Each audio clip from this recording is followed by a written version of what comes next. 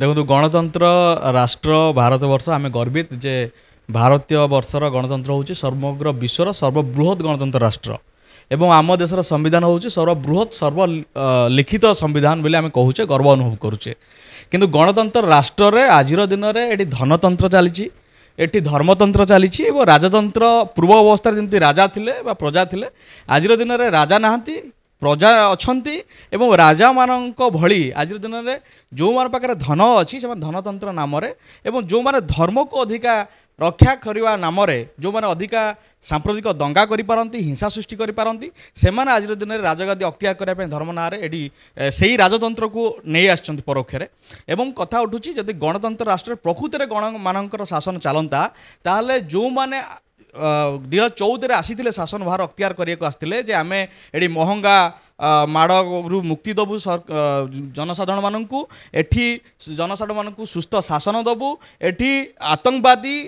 मुक्त करूँ एवं दुर्नीति मुक्त शासन आणबू एवं एठी कौन मात्रा रे लोक मान कौन क्षयक्षति हम ना एवं कौन मात्रा रे कलाधन समाज रे आउ उत्पन्न हम ना किंतु वास्तविक चित्र हूँ ओलटा 14 रु आज आप 24 समय पहुँचे 10 वर्ष भितर आप देखिए सर्वाधिक आम देशर कलाधन बाहर को जाइए दुर्नीति में बुड़ी रही इलेक्ट्रल बॉन्ड सबुठू बोधे भारत इतिहास नुहे विश्व इतिहास सबुठ बड़ दुर्नीति कथा हूँ इलेक्ट्रल बॉन्ड किंतु लज्जाजनक कथा जो मीडिया माने ये बंधु मैंने आपण मैंने जो मीडिया सचेतन बंधु मैंने अच्छा इलेक्ट्रल बॉन्ड जहाँ बीजेपी द्वारा करा दुनियार सबुठ बड़ दुर्नीति आम कही रखा ता संपर्क में आलोचना करा जाउ नहीं एवं इलेक्ट्रल बॉन्ड संपर्क में आलोचना लोक मान डाइवर्ट करने ये दिल्ली मुख्यमंत्री को गिरफ्त करपटे झारखंड मुख्यमंत्री को गिरफ्त कर किंतु तांको विरुद्ध में कौन कंक्रीट एविडेंस एपर्यंत कोर्टे से दे पारना जार स्पष्ट चित्र आम कहीपर ईडी सीबीआई माध्यम जो भाव में ये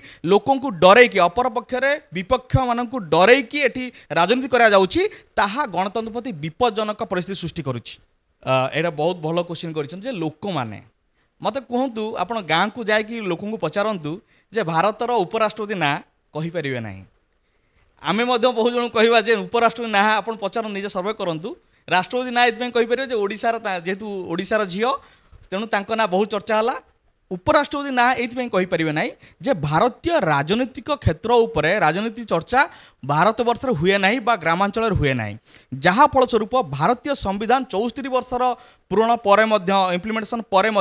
संविधान अक्षर भारतीय माने जानती ना ये गर्व आम लज्जा अनुभव करुचे भारतीय संविधान जानती ना कहीं ना भारतीय जो मैंने मानिफेस्टो दिखती जो राजनीतिक दल मैंने मानिफेस्टो आणती कौन राजनीतिक दल आज पर्यंत कही ना भारतीय संविधान को आम 100% लागू करूँ देश में 64 वर्ष पर भारतीय संविधान देश में लागू हो पारे ना जदि आम कह आर्टिकल 14 जोटा फंडामेंटल राइट आम आर्टिकल 14 को कहवा देश में समानतर अधिकार चिंता करूँ आज दिन में समानतर अधिकार अच्छी कि ये निकट में आप देखिए जगन्नाथ मंदिर को अनंत अंबानी जो आसी अंबानी को पुओ आसी कौली भाव में सम्मान दिखाई मंदिर में प्रवेश कर दिया मत कहूँ जदि ओडार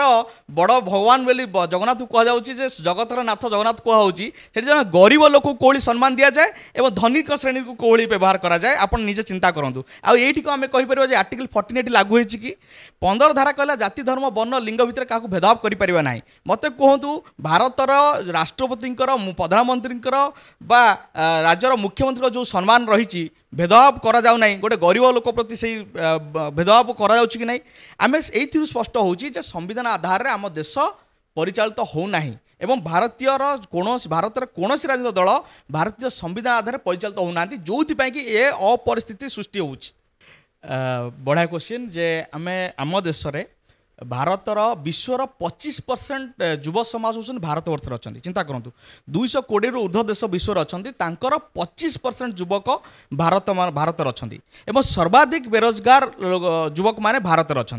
लज्जा लगे दरकार जो देश में सर्वाधिक बेरोजगार अच्छा से देश में आम देशर बजेट्र टंका सर्वाधिक धर्म नार खर्च हुए आपड़ देखो मंदिर में सर्वाधिक खर्च हुए एवं अन्य क्षेत्र में खर्च हुए किंतु शिक्षा क्षेत्र में स्वास्थ्य क्षेत्र में टंका खर्च करा जाए नहीं अमेरिका गोटे देश जोठी कि से माने लज्जा अनुभव करती जदि युवक मानक से चाकरी दे पारुना सेठाकर सरकार लज्जित होइकी से बेरोजगार बा अनएम्प्लॉयड जो युवक मानक से भत्ता आकार टंका दियंती कहीं दियंती जे आमे अयोग्य आमे सरकार भाव में अयोग्य आपन को रोजगार दे पानु से आमे कंपेनसेसन दौचु क्षतिपूरण आधार आपन को भत्ता दौचु किंतु भारत वर्ष रे पर्टिकुलाली जो माने चाकरी करने बेग्र मात्र गोटे पियन पोस्ट पाई हजार हजार लोक मैंने आसी लाइन लगाउछंती एठी भारत वर्ष रे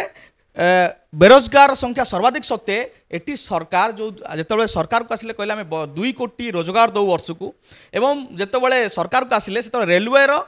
मैक्सिमम पोस्ट हटई देले एवं रेलवे को से प्राइवेटाइजेशन करदे बहु स्टेशन बिक्री करदे एयरपोर्ट को बिक्री करदे प्राइवेटाइजेशन करदे एवं प्राइवेट सेक्टर रे जॉब नहीं गवर्नमेंट सेक्टर रे जॉब नहीं एवं जो माने रिजर्वेशन को दायी करती मुझे कहना चाहे स्पष्ट भाव में जिम्मेदार सहित कहना चाहे बहुत युव गोष्ठी अच्छा जो मैंने कि कहते रिजर्वेशन पर आम चाकरी पाऊना मुझे कहना चाहे भारत वर्ष में मात्र 2% सरकारी क्षेत्र में चाकरी अपॉर्चुनिटी अच्छी और 90-80% माने प्राइवेट सेक्टर जॉब अपॉर्चुनिटी अच्छी मात्र 2% रे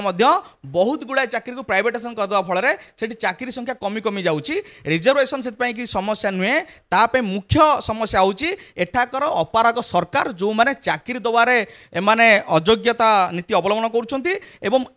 एयरपोर्ट अथॉरिटी एवं भारत गोटे एमिति गोटे देश जार निजस्व एयरपोर्ट नहीं तार निजस्व एयरपोर्ट मध्य बिक्री हो प्राइवेट सेक्टर आपको चलाउछंती एवं आम राज्य देखंतु जी आमर इलेक्ट्रिसिटी उत्पादन कराऊँगी किंतु एठी टाटा पावर होउची आमको इलेक्ट्रिसिटी प्रोवाइड करुच्ची चिंता कर आम जो कम टंकार दवा कथा सेठी आम यूनिट फी पछा 4 टंकार ऊर्ध्व टंका आम दौचे ता अर्थ ये सरकार राज्य सरकार बा देशर केंद्र सरकार एमाने शासन भार अख्तियार करिवार जो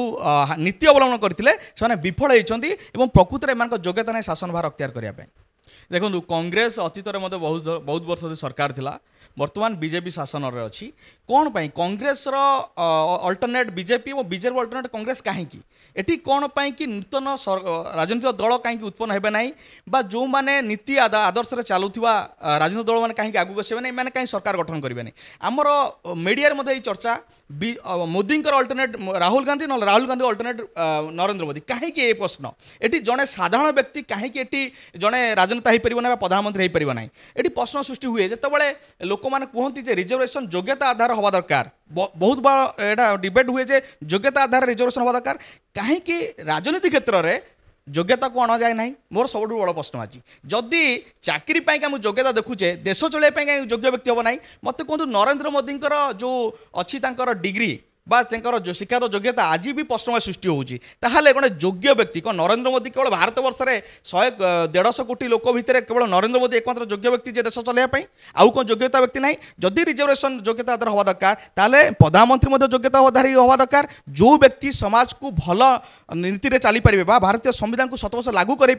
से भली सरकार हवा दरकार जी गारंटी दौरान मुझे कह रखा चाहे आपंकर गारंटीर कौन आवश्यकता ना जदि भारतीय संविधान को 100% देश में लागू करदेवे आम देश अमेरिका सुनार देश हो अमेरिका अधिक प्रगतिशील राष्ट्र हो।